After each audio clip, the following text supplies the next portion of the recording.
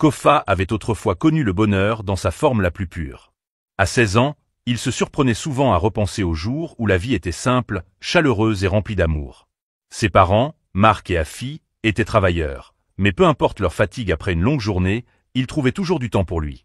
À cette époque, leur petite maison douillette, située dans un quartier ordinaire, résonnait toujours de rire. Les week-ends étaient sacrés, sorties en famille au parc, soirées jeux de société, longues balades en voiture juste pour aller manger une glace. Le père de Kofa, un homme ambitieux et plein de vision, prenait toujours le temps de se rapprocher de son fils, lui apprenant les stratégies des échecs et des jeux vidéo, savourant la joie d'être père. Sa mère, une femme de tradition et de sagesse, insistait pour qu'il apprenne à se débrouiller en cuisine. Un homme qui sait cuisiner ne dépendra jamais de personne, disait-elle en lui tendant une cuillère en bois pendant qu'elle remuait une marmite fumante. Kofa chérissait ces moments à ses côtés, goûtant au plat maison, ressentant la chaleur de sa présence. Mais la vie avait d'autres projets. L'entreprise de son père, autrefois modeste, connut soudain un succès fulgurant. En quelques années, la famille se retrouva propulsée dans un monde de luxe. Ils quittèrent leur humble maison pour une immense villa dans l'un des quartiers les plus prestigieux de la ville. Pour beaucoup, cela aurait été un rêve devenu réalité. Mais pour Kofa, ce fut le début de la solitude. Ses amis n'étaient plus à quelques pas de chez lui. Leur nouvelle maison, aussi grande et somptueuse soit-elle, lui semblait froide et vide. Ses parents, accaparés par leur empire en pleine expansion, voyageaient sans cesse. Lorsqu'ils étaient à la maison, la fatigue les accablait. Les conversations devenaient rares, les repas en famille presque inexistants. Peu à peu, la chaleur qui avait toujours défini leur foyer disparut. Son nouveau lycée était rempli d'enfants issus de familles riches, élevés dans le luxe et l'ignorance des difficultés. Ils parlaient de vacances en Europe, portaient des vêtements de créateurs comme si c'était banal, et dégageaient une assurance que seuls ceux qui n'ont jamais connu le manque peuvent avoir. Kofa, autrefois si vivant et plein d'humour, se sentait soudain étranger dans son propre monde. Ses parents pensaient lui offrir les meilleures opportunités qu'il n'avait jamais eues. Mais ils ne voyaient pas ce qu'il avait perdu. Il leur manquait. Sa vieille vie lui manquait. Mais plus que tout, ce qui lui manquait, c'était de se sentir à sa place. Kofa avait trouvé une étrange habitude. Chaque après-midi après l'école, il s'asseyait sur les marches de leur villa, observant la vie passer de l'autre côté des grilles en fer forgé. Il n'attendait personne en particulier, il voulait juste se sentir de nouveau connecté au monde. Il regardait les passants, les enfants jouer, les vendeurs de rue crier leurs prix, et les voitures défiler. C'était sa manière d'échapper au silence pesant de sa maison. Un après-midi, une voiture noire élégante s'arrêta devant leur portail. Le moteur ronronna un instant, puis s'éteignit. Kofa leva les yeux alors qu'une porte s'ouvrait. Une femme bien habillée en sortit. Elle avait une 50aine d'années, élégante, posée. Ses bijoux étaient discrets mais respiraient la richesse. Il la reconnut immédiatement, Madame Nina, leur voisine. Elle s'approcha de lui avec un sourire chaleureux mais curieux. « Je vous vois souvent ici, jeune homme, » dit-elle d'une voix douce et assurée. « Vous semblez toujours perdu dans vos pensées. À quoi pensez-vous » Kofa hésita, ne sachant pas s'il devait répondre honnêtement. Mais quelque chose dans sa présence le mettait en confiance. « Je ne sais pas, » avoua-t-il. « Cette maison est grande, mais elle semble vide. Mes parents sont toujours absents. Et je n'ai personne à qui parler. C'est solitaire. » L'expression de Madame Nina s'adoucit. « Je sais ce que c'est, » dit-elle en hochant la tête. La solitude est une chose cruelle. Kofa la regarda, intrigué. Vous? Demanda-t-il. Mais vous avez tout. Vous êtes riche, et sûrement entouré de monde. Elle eut un sourire triste. C'est ce que les gens pensent. Mais depuis que mon mari est mort il y a 5 ans, les gens ne viennent plus pour moi. Ils viennent pour mon argent. C'est une autre forme de solitude. Mais de la solitude tout de même. Pour la première fois depuis longtemps, Kofa se sentit compris. Il n'était pas juste un enfant gâté qui se plaignait. Sa douleur était réelle, et quelqu'un d'autre savait exactement ce qu'il ressentait. Madame Nina se redressa et lui sourit d'un air rassurant. « Viens, changeons ça. Tu n'as pas à être seul tout le temps. » Ce jour-là, pour la première fois depuis leur déménagement, Kofa ressentit quelque chose qui ressemblait à du bonheur. Elle l'emmena dans un centre de loisirs haut de gamme où ils jouèrent à des jeux de réalité virtuelle et conduisirent des voitures miniatures comme 2 enfants. Elle l'invita dans des restaurants luxueux où la nourriture ressemblait à des œuvres d'art, lui fit découvrir les avantages de la richesse. Vêtements de créateurs, shopping de luxe, expériences exclusives. Être riche a ses avantages, lui dit-elle en lui tendant une montre coûteuse. On peut être seul, mais on peut toujours trouver des moyens d'être heureux. Et pour la première fois depuis des années, Kofa commença à accepter sa nouvelle vie. Sa routine changea complètement. Chaque après-midi, après l'école, il rentrait chez lui, déposait son sac, puis allait directement chez Madame Nina. C'était devenu le moment de la journée qu'il attendait le plus. Elle l'accueillait toujours avec un sourire et avait toujours une activité prévue. Parfois, il restait chez elle pour regarder des films, partageant du pop-corn sur son immense canapé. D'autres fois, ils cuisinaient ensemble, riant en testant de nouvelles recettes. Kofa avait toujours été à l'aise en cuisine grâce aux leçons de sa mère, mais Madame Nina lui fit découvrir un nouveau monde. La cuisine gastronomique raffinée, les pâtisseries françaises, les plats asiatiques, le tout présenté comme des œuvres d'art. Elle ne ménageait aucune dépense pour lui montrer le luxe. Parc d'attractions haut de gamme, repas préparés en direct par des chefs, virée shopping dans des boutiques de créateurs. Être riche, c'est parfois solitaire, lui dit-elle un soir alors qu'il se promenait dans une rue calme et éclairée d'un quartier huppé. Mais cela ne veut pas dire que tu ne peux pas créer ton propre bonheur. Kofa écoutait chaque mot, absorbant cette nouvelle vision de la vie. Il apprit à marcher avec assurance, à se comporter comme quelqu'un issu d'un monde de richesse. Et ça porta ses fruits. Au lycée, les autres élèves, autrefois distants, commencèrent à le remarquer. Ses vêtements, son parfum, cette aura silencieuse mais puissante qu'il dégageait. Il n'était plus ce garçon maladroit issu d'un milieu ordinaire. Il était devenu différent, raffiné. Ses parents, lorsqu'ils rentraient de leur voyage d'affaires, remarquaient ce changement. Il était plus heureux, plus bavard. Ils le complimentaient sur son nouveau style, sa confiance en lui. L'argent, c'est bien, n'est-ce pas? Plaisanta un soir son père. Je vois que tu commences enfin à profiter de la vie qu'on s'est tué à te construire. Kofa sourit et hocha la tête. Il leur parla de sa nouvelle amie, une personne qui lui montrait comment apprécier les belles choses de la vie. Rassurés de voir leur fils épanoui, ses parents encouragèrent cette relation. C'est bien d'avoir un mentor, dit sa mère. Quelqu'un de plus âgé pour te guider. Il ne savait pas qui était vraiment Madame Mina. Au fil des mois, Kofa et Madame Mina devinrent très proches. Leur lien était unique, bien au-delà de ce qu'il avait jamais connu. Elle était plus qu'une amie. Elle était son refuge, son échappatoire à la solitude. Elle l'écoutait, lui donnait des conseils, le faisait se sentir important. Elle lui faisait croire qu'il comptait vraiment. Mais un soir, tout changea. Après une journée de shopping, ils rentrèrent chez elle. Ils avaient acheté des vêtements de luxe que Kofa essayait avec enthousiasme, défilant devant elle comme un mannequin.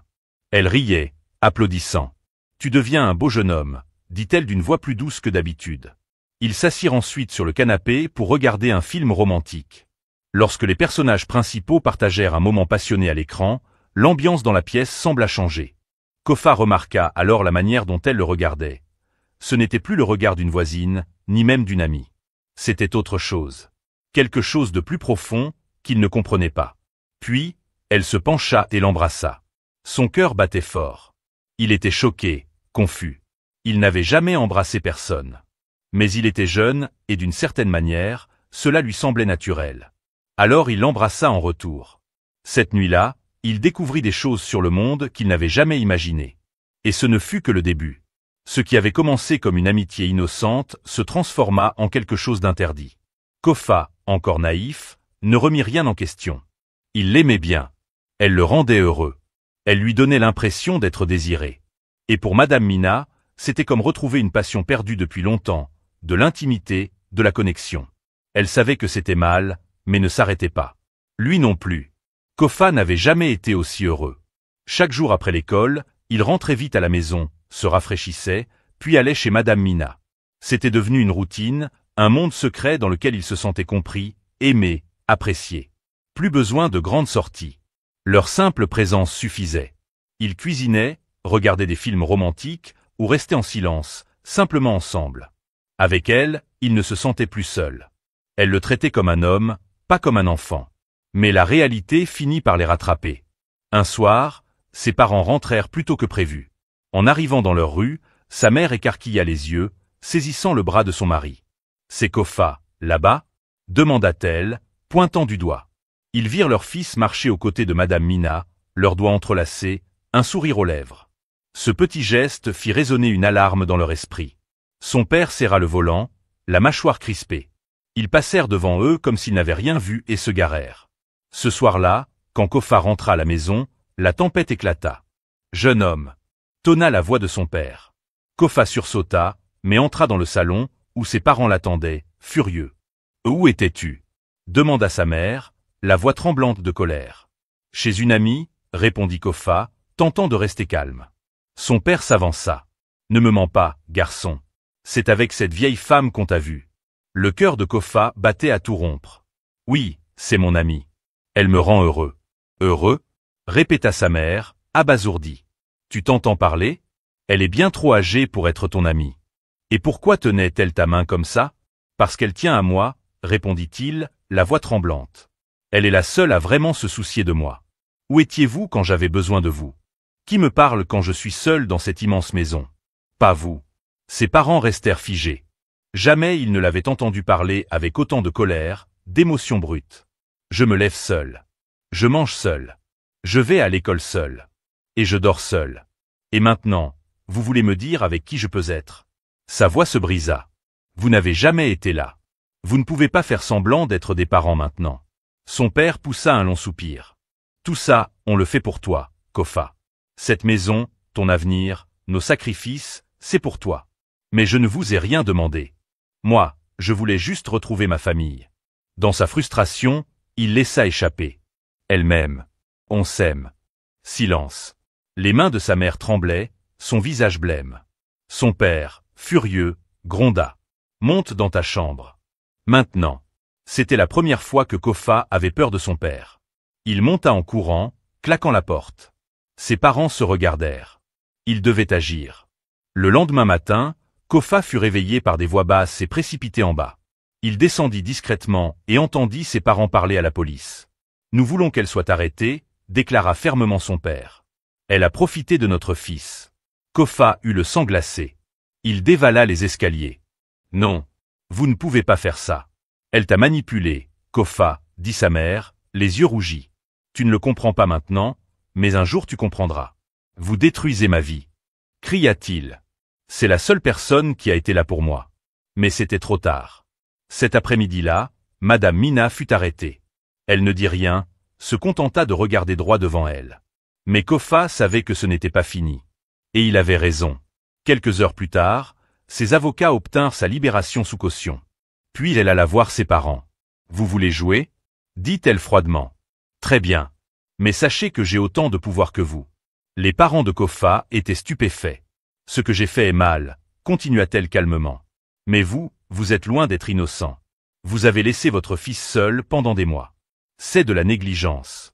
Je peux vous poursuivre pour ça. » Ils blanchirent. Elle avait raison.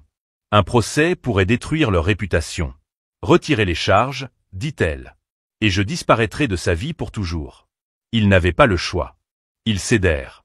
L'affaire fut classée, et Madame Mina tint parole. Elle vendit sa maison et disparut sans laisser de traces. Kofa tenta de la retrouver, mais elle s'était vraiment volatilisée. Il était brisé. Ses parents, conscients des dégâts causés, changèrent leurs habitudes. Ils restaient plus souvent à la maison, faisaient des efforts pour être présents. Ils l'emmenèrent en thérapie. Mais Kofa n'en voyait pas l'utilité. Il n'avait pas été abusé. Il avait aimé. Et maintenant, il était vide. Avec le temps, il guérit. Ce ne fut ni immédiat ni facile. Mais peu à peu, le vide qu'elle avait laissé devint moins étouffant. Au début, il la cherchait encore dans les rues, espérant apercevoir sa voiture. Mais elle était bel et bien partie. Avec le temps, il apprit à embrasser sa nouvelle vie. Il se fit de vrais amis, de ceux qui apportent des rires, de l'aventure, de la légèreté. Il retrouva la joie dans les petites choses, les discussions tardives, les événements scolaires, les sorties improvisées. Et même si le vide ne disparut jamais totalement, il ne le définissait plus. Il se rapprocha aussi de ses parents. Peut-être sentait-il ce qu'il avait perdu. Peut-être avait-il enfin compris à quel point il l'avait négligé. Leurs voyages devinrent moins fréquents. Ils étaient plus présents à la maison. Il ne posait plus seulement des questions sur l'école, mais sur ses rêves, ses pensées, sa vie. Et pour la première fois depuis longtemps, il leur ouvrit son cœur. Il n'oublia jamais Madame Mina. Mais un jour, la douleur s'adoucit. Les souvenirs cessèrent de le hanter. Ils devinrent des leçons, des fragments d'un passé qu'il avait façonné d'une manière que personne d'autre ne pourrait comprendre.